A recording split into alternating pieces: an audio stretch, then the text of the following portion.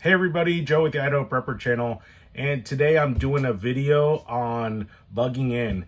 And one of the things that I thought about doing was putting together a general inventory of some of the gear that I think might be necessary during a bug in situation. So as most of you know, we are fast approaching the winter. We're also fast approaching an election season, which always, as each election cycle goes, they tend to intensify, and there always seems to be kind of instability within our nation when we get closer to an election season and during an election season. So this season is definitely no exception, and I have a feeling it's just going to be a rough winter. So, as we know, the last few seasons have not been easy. We've experienced some food shortages and all different kinds of shortages, egg shortages, and there was actually like chicken feed shortages, stuff like that. So. I don't think this year is going to be any different. So I think it's a good idea to, if you are a prepper, to try to take advantage of the time that we have right now with the prices being really low as they are. Maybe not so low, but at least they haven't really spiked. So take advantage of those times, especially with ammo. I know in my area, the ammo prices have been staying pretty even keel. So probably a good time to probably restock up on your ammo inventory. But I'm going to go ahead and show you some of the things that I have put together. I'm going to go over my list and the way I've broken it down and some of the things that I've added to my preps as far as bugging in. So I'll just go ahead and kind of show you. Basically, I've just been putting a list together right here.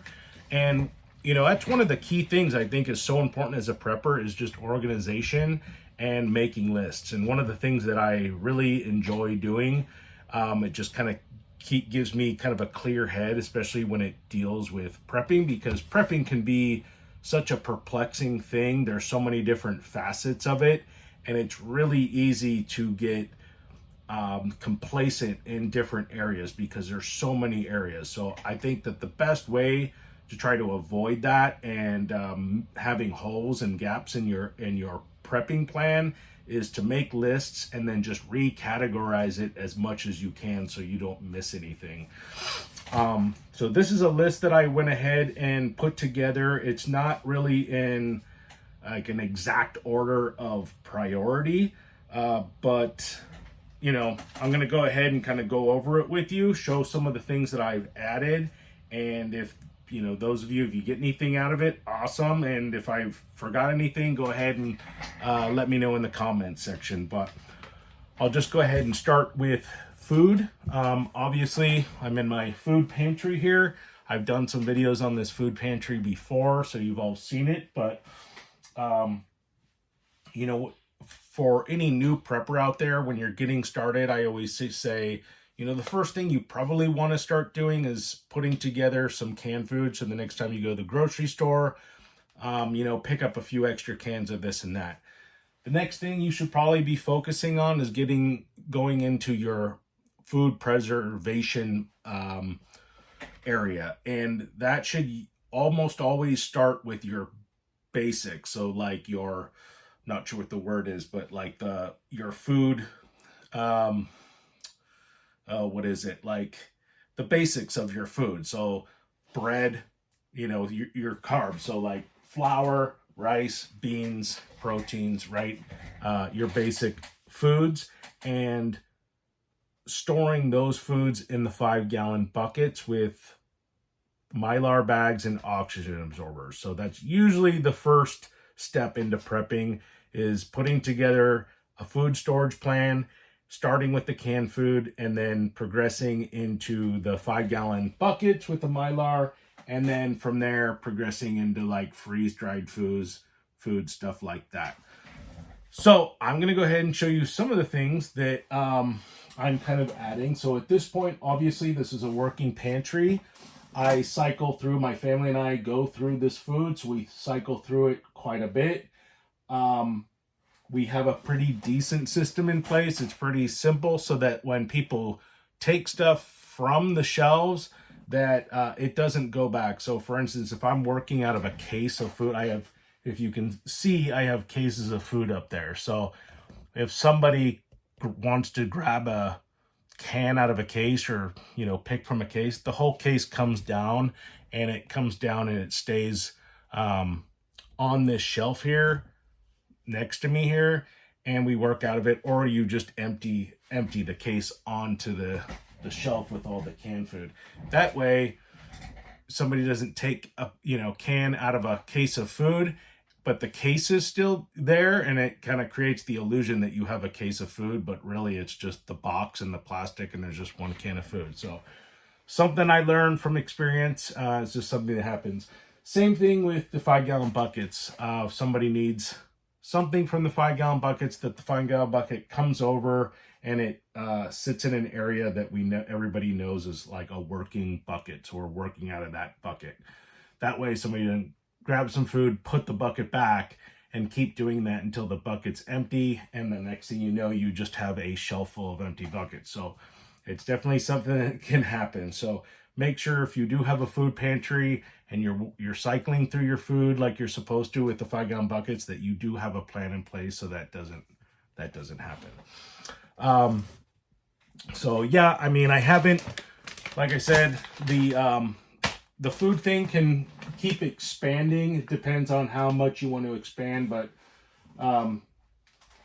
eventually you end up into getting, like I said, you start getting freeze-dried foods, and then some of the other types of foods that you might end up getting is like MREs. So this is like an MRE that I got for one of my get-home bags, and I'm going to be adding that to one of my bug out bags pretty soon here, and then probably doing a review on that. The next thing that you want to probably focus on is water, and that's one of the things that I'm working on right now. And just kind of going through and categorizing your water into categories of like, what are your sources of water? How are you going to purify that water? And then like, how are you going to attain that water through like pumps or whatnot? And then ultimately, how are you going to store that water? So that's pretty much how I have my water situation broke down. It's sources, purifier, accumulating the water, and then storing the water.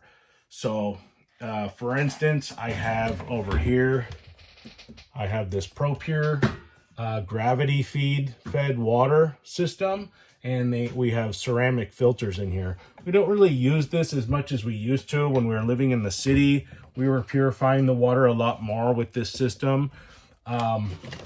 Also here I have a Sawyer Mini, and this is like a good portable filter. So if you want to put this in a get home bag, but this can purify quite a bit of water.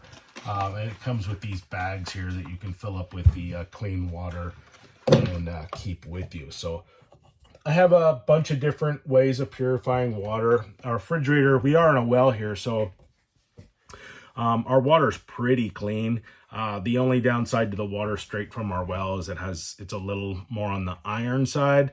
So we have a water softener, which pretty much filters it. And then it goes, well, the water originally goes through a sediment filter, then a water softening filter. And then we usually just drink it from our refrigerator, the water dispenser, which has a carbonated filter. So it gets quite filtered by the time we end up drinking it or cooking with it. So not really using the ProPure as much, but definitely keep it as a backup in case there is a power outage, because if there was, our well would not be giving us water, in which case we would be relying on alternative water, which would be our creek. So we do have a creek through the property. It's not a super high producing creek. It is a year-round creek, but it's definitely enough to survive on for sure. But it would have to be purified. So that's pretty much why I keep this big water purifying system on hand. I also have a rain catchment system. It's not kind of the traditional ones that you would normally see where you have like a bunch of 55-gallon drums on the side of a house, like attached to a gutter. Ours is basically, it catches runoff on the back of a detached unit on our house, and the water goes through rocks, which is basically a French drain. It goes into basically the French drain, which is like a pipe, and then gets put into a holding tank, which has a sump pump that I can activate whenever I need to and source the water from a hose from that system. So I might do a video on that soon. I think I may have, I'm not sure, but I should do a video on that. It's a pretty neat situation, and it actually, when we were first doing it, I wasn't thinking it was going to really produce that much water, but it really does. It produces a ton of water. So that's another water source that that we have at the house. So as far as bugging in goes, the water is probably the most important thing. And it's just important to kind of go through, make sure how many sources you have, and making sure that you can facilitate all those different sources. So if you're relying on a creek or, in any way, or a body of water outside, you want to make sure that you have purifiers ready to go, and that you have extra filters for those purifiers as well. And educate yourself on how many gallons you can purify with some of those filters. So I do have backup filters for the ProPure gravity fed filter, and I'm not quite sure exactly how many gallons they purify. I think it's somewhere around 2,000, but worst case scenario, I have multiple different types of like Catadine filters in our bug out bags, and then we have straw filters, stuff like that. So as far as purifying water, we could do it for quite some time. I do also have some 255-gallon drums that, worst case scenario, I can keep water in those, store water in those, and just make it more accessible, keep them in the house. The third thing I have on my list is power, and that pretty much, the way I've categorized the energy or power category is like a generator, and as a backup source of keeping all the power on, and then fuel, which is a sort, part of the power category, batteries, part of the power category, charging cables, and charging capabilities, so like external batteries, things like that. So that pretty much represents my power category. So we do have a generator. If when power goes out, the downside to the generators is that you're relying on fuel. The fuel only lasts so long. So I do keep about 20 gallons of gasoline on hand at any given time. That would probably run our generator for at least a week, if not more. So gasoline, and then maintaining that gasoline with different fuel additives, stuff like that. So definitely a lot to consider, and it's just good that we make these lists, categorize them that way, so that we don't miss steps. Okay, just moving down the list here, we have heat. So especially in the wintertime, that's a huge concern. I start putting aside firewood, because if the power does go out, even with the generator on, the generator's not going to be running our heater. So we are solely reliant on our wood stove to provide us heat in the wintertime if there's a power outage. So I always make sure that we have plenty of firewood on hand.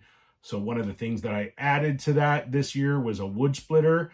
And it was kind of neat the way I attained that wood splitter. It was kind of a bartering situation where a customer had the wood splitter and she needed painting work done, so we just traded paint work for a wood splitter. So it worked out good.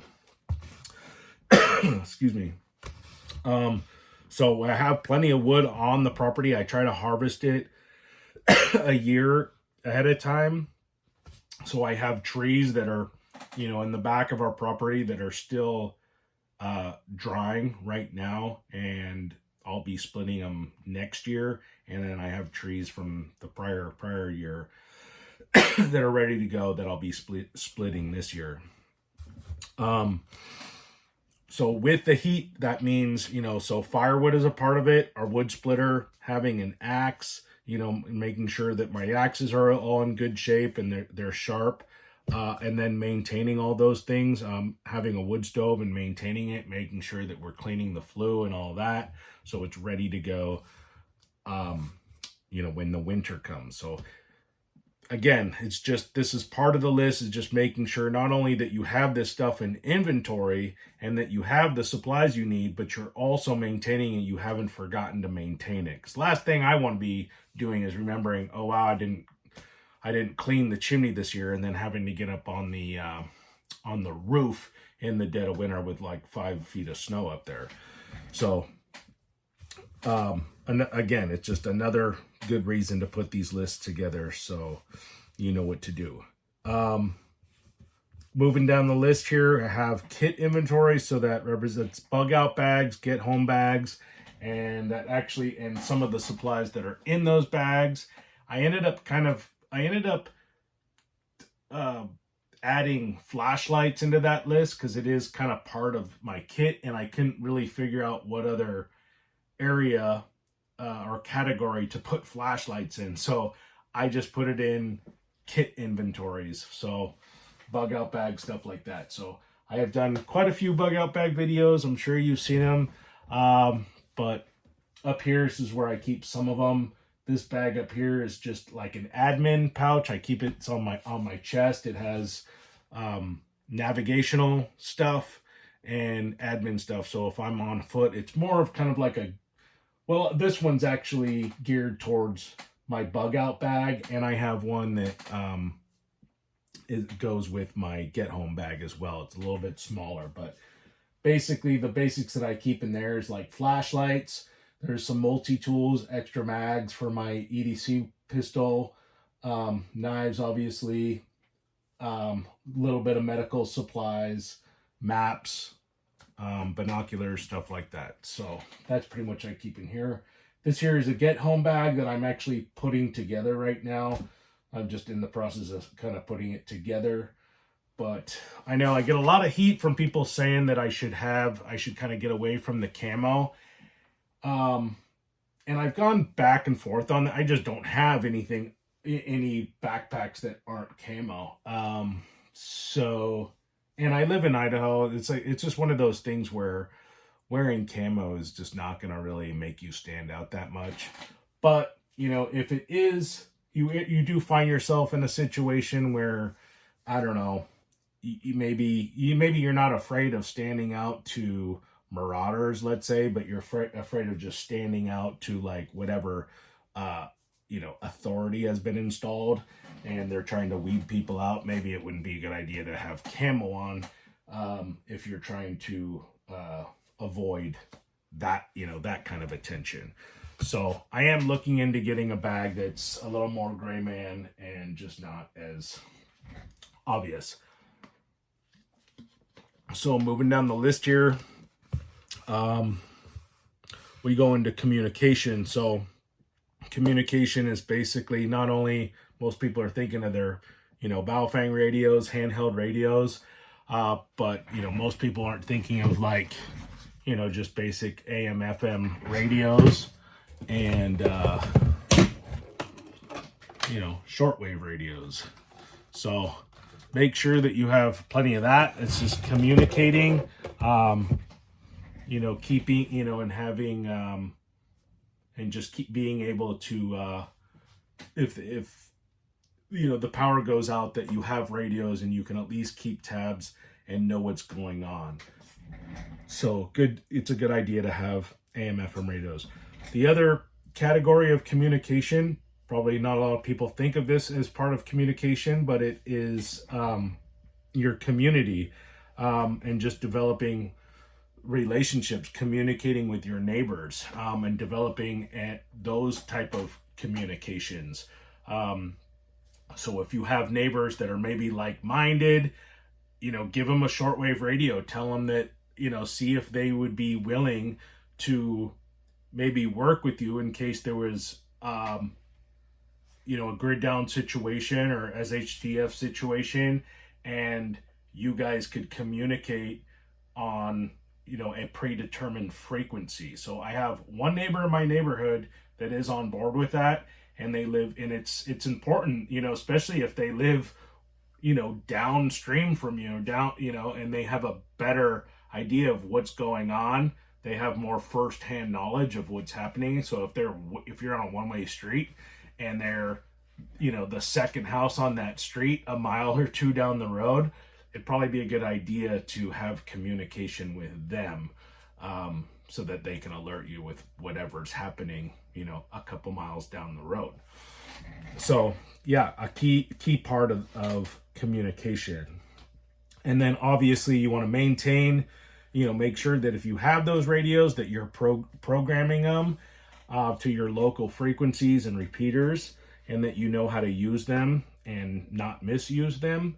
And then maintaining them, keeping them charged, and then maybe even, they are affordable. So, buy a couple extra and wrap a couple wraps of tinfoil and put them in an ammo can, so to protect them from an EMP.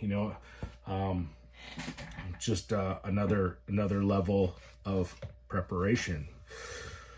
Okay, moving down, we have medical. So I did add a few, one or two things to my medical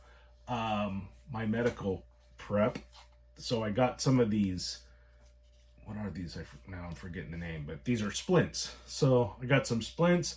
They had a really awesome deal on Amazon not too long ago, or I think I got a 3-pack of these for like under, I think for like $3 and something. It was like under $4. So definitely, just keep trying to expand on your medical supplies. If you're on medication, see if you can't,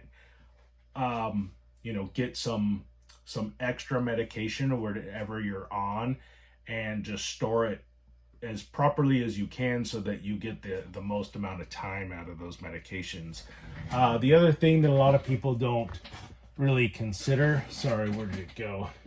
Now I'm missing it. Oh, here it is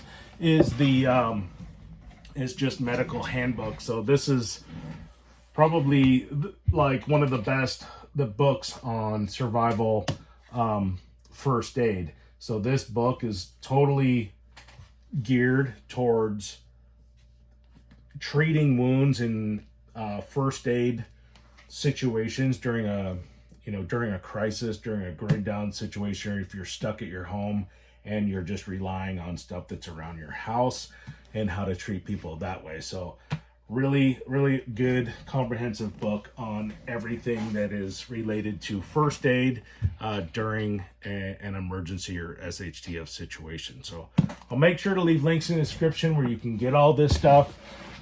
Just really critical. The other piece of gear or equipment that I got from my medical inventory is this Jace medical kit. And this, you've seen these before, I'm sure, quite a bit, but it's pretty much every antibiotic that you would ever need to treat any type of infection. So it comes with a really short book that teaches you or tells you how, what antibiotic goes with what illness. So if you have, if you're exposed to anthrax, there's a antibiotic that is for that. If you have, an infection on your hand, there's from a wound, there's an antibiotic for that. If you're having, a throat infection, there's an antibiotic for that. So huge thing. And that's definitely something I know that the antibiotic industry has experienced a lot of shortages in certain antibiotics. So probably a good idea to get one of those kits now while they're still available. Obviously, I got some compressed bandages. I got a ton of these. I have lots of tourniquet stuff like that. So pretty strong on my medical. And I probably would tie in like, you know, just staying healthy. So vitamins would probably tie into your medical, your medical kit as well. Okay, so moving down, I have defense. So defense, basically weapons, firearms, maintenance of those firearms, training, stuff like that. And I pretty much tied in ammo to that category as well. So like I said, try to stock up on your ammo now while it's still available, and whatever accessories you'll need for your defensive weapons. You know, this is one of the weapons that I always use in a lot of my videos is just a basic 1022. So for those of you who might not be familiar with firearms and you're thinking of, you know, building a defensive situation, this is probably one of the best firearms to start out with to just kind of train you. I probably wouldn't start there like most people. Usually if I'm, you know, trying to introduce somebody to shooting a weapon for the first time, what I actually usually will do, here we go, is I'll just first start out with just an old-fashioned Red Ryder BB gun and just start here and get them to learn, you know, target acquisition and learn how to aim, learn, you know, how to properly like shoulder a weapon and that kind of stuff. And then, you know, they start with this, and you know, nobody's too worried about any accidents. Not to say that this can't, you know, take an eye out, but definitely a lot safer, especially if you're like introducing kids. I think that's probably the best thing to start them out on, and then work their way up, you know, from there to like a more high powered pellet rifle, you know, and get them kind of experience. Like this is like a 1200 FPS feet per second Gammo pellet gun, and this actually has some pretty good kick. It's pretty you know, it's right there with the 22 as far as like the recoil. So but it's, you know, good to teach them, especially how to learn with a scope and how to, you know, how to shoot and aim with a scope or an optic, and to learn how to not scope themselves, stuff like that. So this is definitely, it's, I you know, as far as just introducing people to weapons, I'm a big believer in starting as, you know, as safely as possible and just working your way up. So, and then obviously once they got comfortable with the pellet gun, then you start them with the, then they go to the 1022 and so on. So key part of it, you know, defense is not only maintaining your own weapons and maintaining your, you know, your strength and training, but training others within your group as well. So now's a good time to do it. I also put body armor in that list. So once, you know, you feel like you're more comfortable with your weapons, maybe that's something you can start considering, just from more of a defense strategy. So won't go into too much into that, but moving down the list here, we have security. So security is just because this is a bugging in situation, this is the security that goes around your house. So that would be your cameras. If you have a dog or a watchdog, your watchdog, lights, motion lights, making sure that you have motion lights all the way around your house, that the bulbs are fresh, you know, and we want to make sure that you're doing perimeter checks, making sure all those lights are functioning properly. Let's see, what else? Gates, making sure you have good, strong gates and fences, stuff like that. Also that community, again, it's like one of those things I just always stress. Security is just having good, strong relationships and communication with your neighbors, and they can kind of help, you know, build up that security for your home. All right, so moving down the list here, we got renewabilities and self-sustainability. So for instance, like we have chickens, and that's a renewable source of food. It's just, and that was basically the next stage of prepping. I would say that once you've, it's just like people say. It's like with prepping, it keeps expanding, it keeps growing.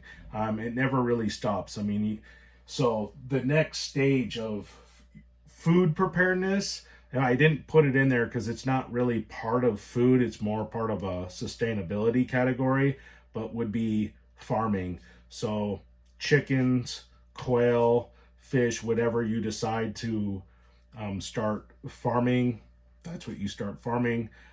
Gardening is obviously a part of that.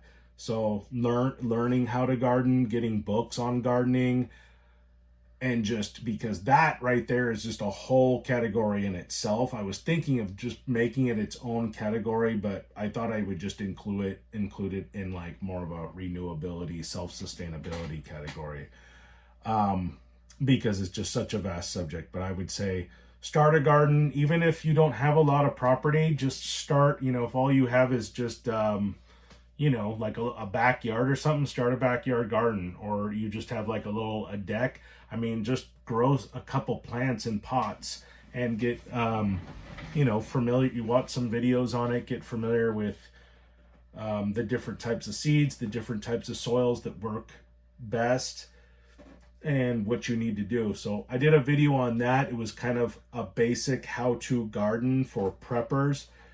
Because the thing I've kind of found with gardening is most of the people who are really into gardening, they have a difficult time translating, like, because sometimes I just go like, I just want to grow some basic food. Can you just teach me that? And I always get these really long, drawn out, like complicated, convoluted answers. And so I developed a pretty good system for how to grow basic food during the spring and summer.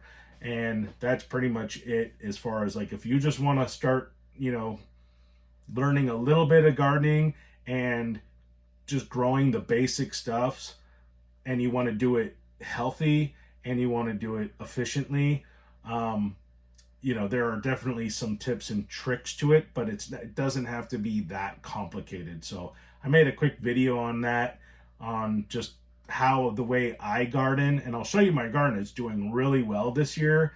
And one of the key things that I found, because I get so frustrated, my gardens would start to die, and I get frustrated and I give in, I just start, spraying Miracle-Gro on everything, and that would work, but it's just not healthy. It's not a very healthy garden. So one of the things I found that's like a Miracle-Gro, but it's healthy, is this fish emulsion. So I did a video on that, and that just worked wonders. It's like the organic Miracle-Gro. So we have a beautiful garden this year that's producing really well.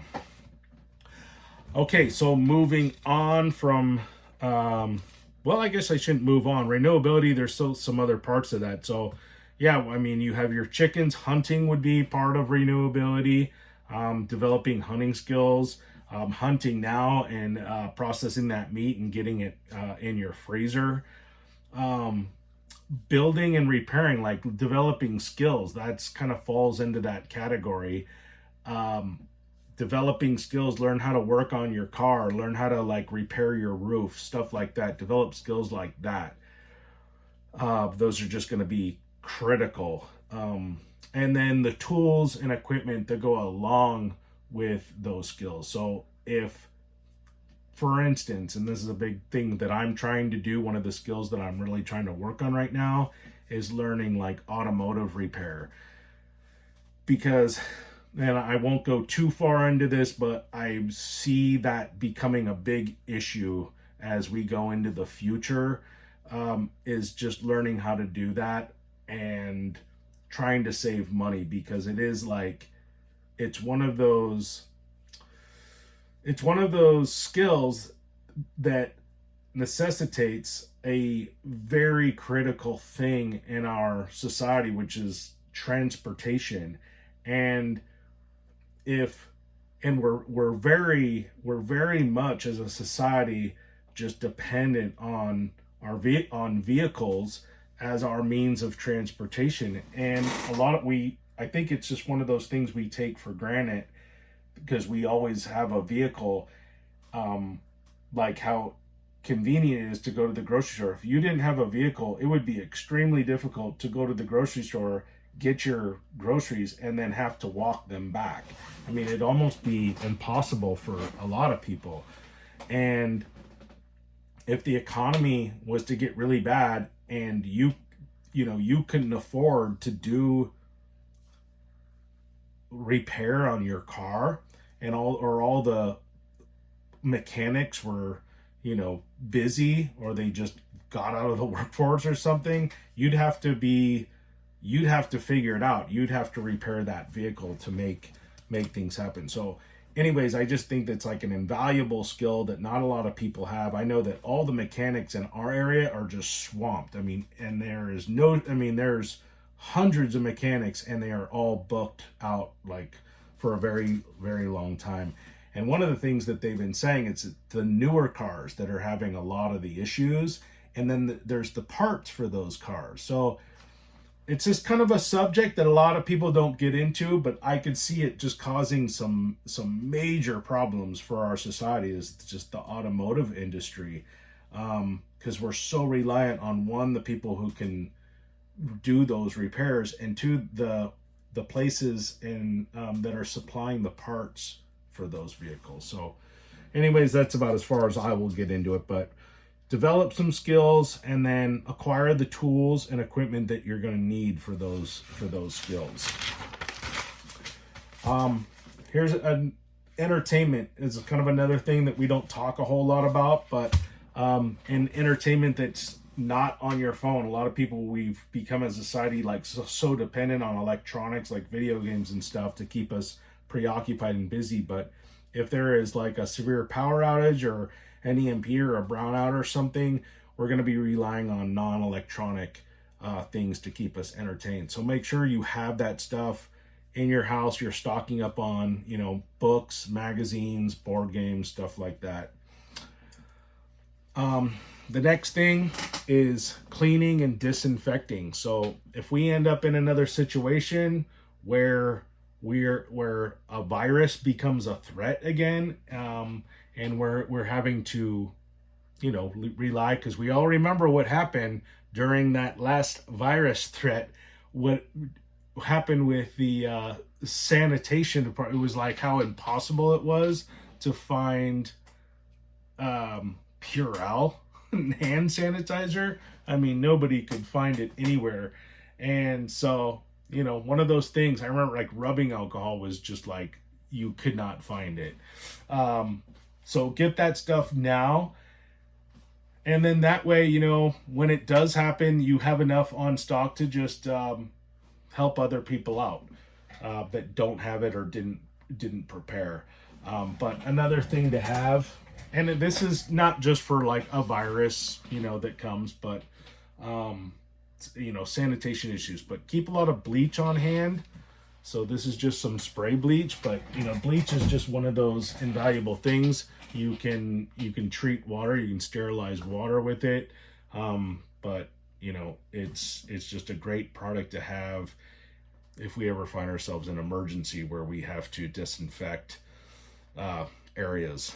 So if there was and that's one of those things people don't think about, but if there was like a power outage, like from an EMP, it was like a major power outage, one of the things that would be the sanitation services. And if that happened on a mass scale like that, and we didn't have proper sanitation, dysentery would just spread like quicker than you could imagine. Dysentery, hepatitis, I mean, all the things that come from an improper sanitation situation. So keep bleach on hand. Organization. So like I said at the beginning of the video, just start putting together, these are some like These are some books that I keep in this pantry down here.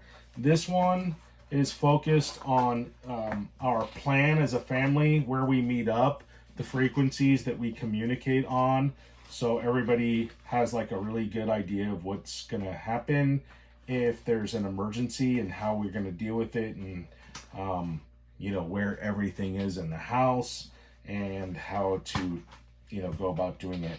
Also, I put together in this one here is just like food inventories. So I have basic food inventories of everything in here, and then I have inventories like checklists of like bug out bags, all the stuff that's in our bug out bag. So I just kind of go through the bug out bags, you know, every 6 months, making sure that everything is in there. The bug out bags haven't been, you know, robbed by me or somebody in the family because they needed a flashlight really quick. That's just something that happened. So I make sure to go through there, make sure that everything is restocked, and, you know, the batteries are fresh in the flashlight, stuff like that. So really important thing is just keeping everything organized. It's just going to make our lives a lot easier if there's ever an emergency. And then the last thing I have on here, and it's not, you know, it was just the last thing I could think of, is money, currency, bartering. So for instance, you know, silver. I mean, you can get it for fairly cheap right now. So if you can get your hands on some silver, stockpile some silver, you know. I got a couple stacks of these, and because you never know what's going to happen. I mean, with the currency that we have in place now, use silver.